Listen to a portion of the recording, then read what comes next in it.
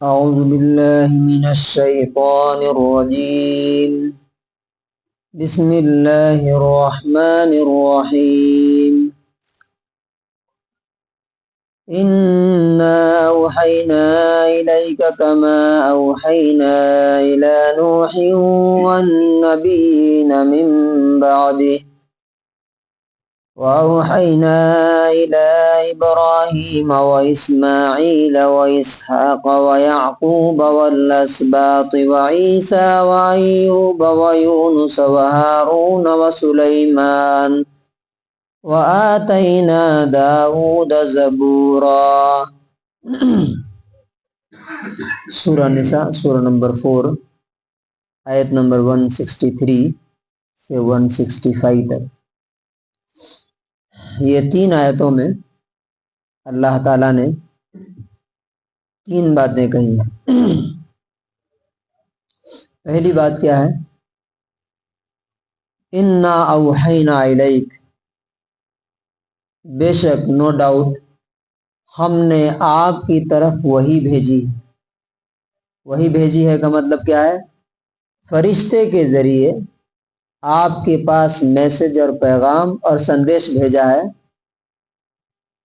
کما جیسا کہ اوحینا ہم نے وحی بھیجی تھی الی نوح کس کی طرف؟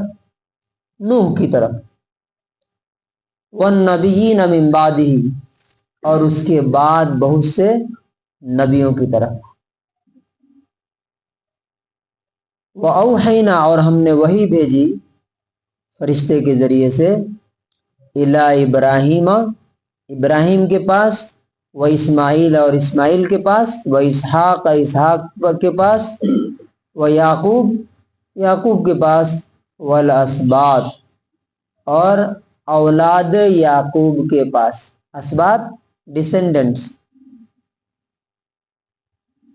تو یعقوب علیہ السلام کے اولاد میں یوسف علیہ السلام ہے، ان کے بعد سارے جتنے نبی ہیں.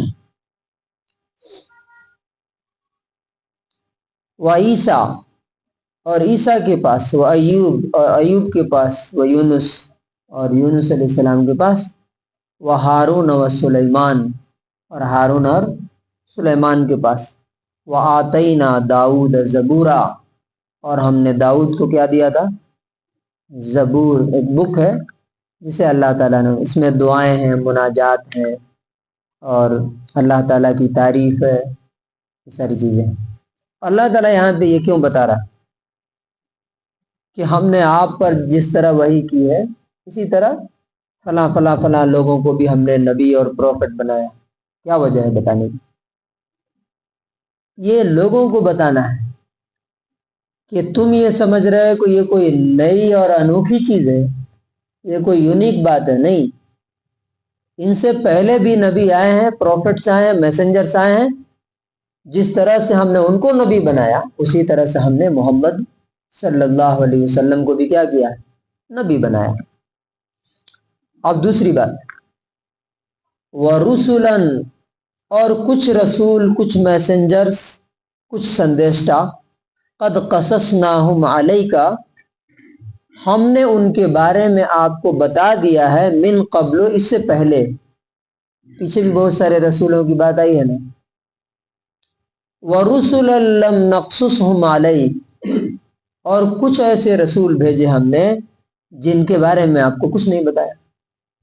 قرآن میں کتنے رسولوں کا تذکرہ ہے؟ کتنے میسنجرز کا؟ 25. بس 25 لوگوں کا ذکر ہے. باقی جو لاکھوں آئے لم نقصصہم علیک ہم نے ان کے بارے میں آپ کو کچھ بتایا نہیں ہے. وَكَلَّمَ اللَّهُ موسیٰ اور اللہ نے موسیٰ سے بات کی تکلیما ڈائریکٹ. دوسرے نبیوں کے پاس جو آتا تھا پیغام، میسج آتا تھا، وہ کیسے آتا تھا؟ فرشتہ آ کے سنا دیتا تھا یا کوئی آواز سنائی دیتی تھی اور وہ ان کے دل میں بیٹھ جاتی تھی، یا لکھی ہوئی کوئی چیز آ جاتی تھی. لیکن موسیٰ علیہ السلام کا ڈسٹنکشن کیا ہے؟ امتیاز کیا ہے؟ یونیکنیس کیا ہے؟ کہ اللہ تعالیٰ اسی طرح ان سے بات کرتا تھا جس طرح سے ہم آپ بات کرتے ہیں.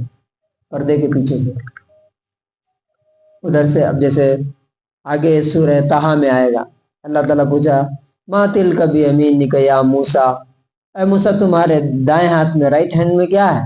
تو انہوں نے کہا کہ ہیا عصائے, میری لاٹھی ہے. تو کیا کیا کر یہ ساری چیزیں وہ بتا رہے ہیں, ادھر سے جواب آ رہا ہے. تو اس طرح سے ڈائریکٹلی بات ہوتی ہے.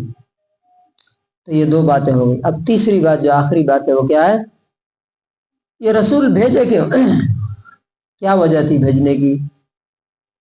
تو اللہ تعالیٰ نے اس میں بہت کلیئرلی بتا دیا. رسلا مبشرین, ہم نے رسولوں کو کس لیے بھیجا؟ خوشخبری. مبشر, مبشر کہتے ہیں بشارت دینے والا, بشارت کہتے ہیں گڈ نیوز, خوشخبری اور گڈ نیوز دینے والا بنا کر کے بھیجا. کس کے لیے؟ جو اللہ کی بات مان لے گا, جو رسول کی بات مان لے گا اور اس پر عمل کرے گا, ان کو فالو کرے گا, ان کے لیے دنیا میں بھی سکون دل کا ملے گا اور آخرت میں جنت اور سورگ ہے, پیراڈائز ہے. اس کی خوشخبری سنانے کے لیے. وَمُنذِرِينَ, اور ڈرانے والا بنا کر کے بھیجا, چیتاونی دینے والا, خبردار کرنے والا کہ اگر مانے نہیں تو کیا ہوگا تمہارے ساتھ, دنیا میں بھی ذلیل ہو گئے اور مرنے کے بعد تمہارے لیے کوئی مددگار نہیں ملے گا, ہیلپر نہیں ملے گا. جہنم ہے, نرک ہے, ہیل فائر ہے. نبی صلی اللہ علیہ وسلم کے بارے میں بھی سیم ورڈ آیا سورۃ الاحزاب میں, انا ارسلناک شاہدا ومبشرا ونذیرا. یہاں مبشرین ہے, وہاں مبشرا سنگولر ہے, ونذیرا اور ڈرانے والا.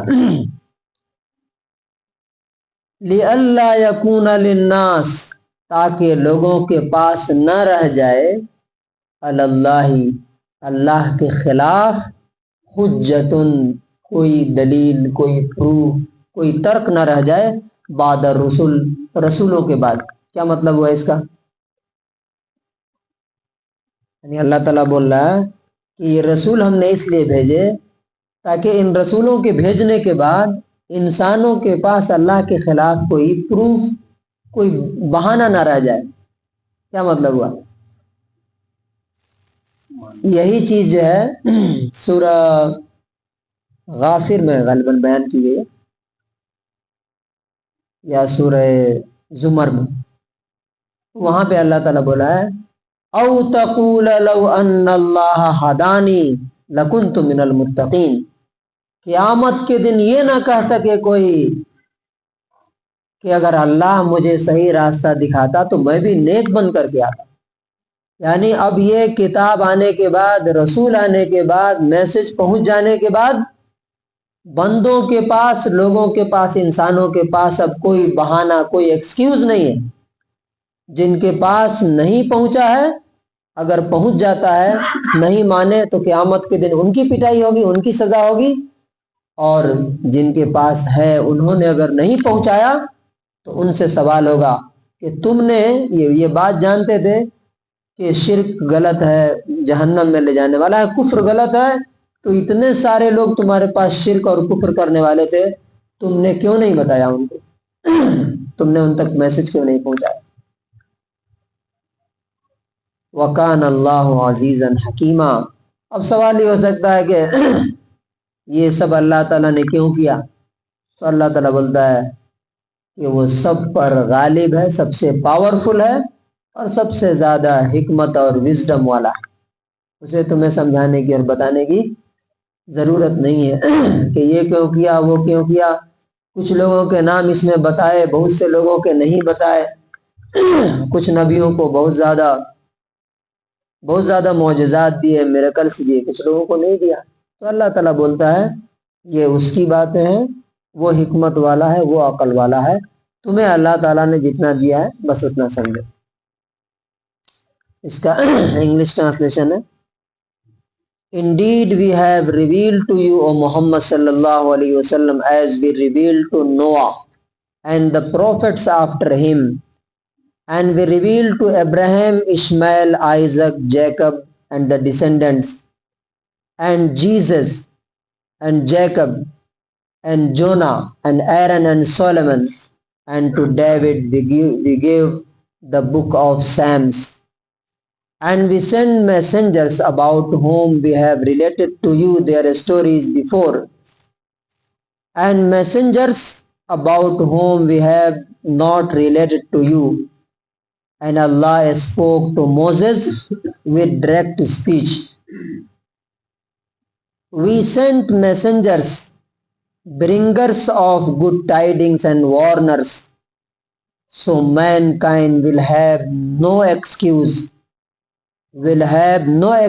against Allah, no proof against Allah after prophets, and Allah is ever powerful and all wise. تو کنکلوژن اور خلاصہ کیا ہے کہ اللہ تعالیٰ نے ہمارے لیے اب کوئی پروف، کوئی حجت، کوئی بہانہ نہیں چھوڑا ہے. کتاب آ گئی ہے، میسج آ گیا، جو عمل کرے گا، فالو کرے گا، وہ سورگ میں جائے گا، جنت میں جائے گا. جو نہیں کرے گا اب وہ کوئی بہانہ اللہ تعالیٰ کے پاس نہیں دے سکتا کہ ہمیں معلوم نہیں ہوا. اللہ تعالیٰ سے دعا ہے کہ اللہ تعالیٰ ہمیں اس پر عمل کرنے کی توفیق نصیب فرمائے.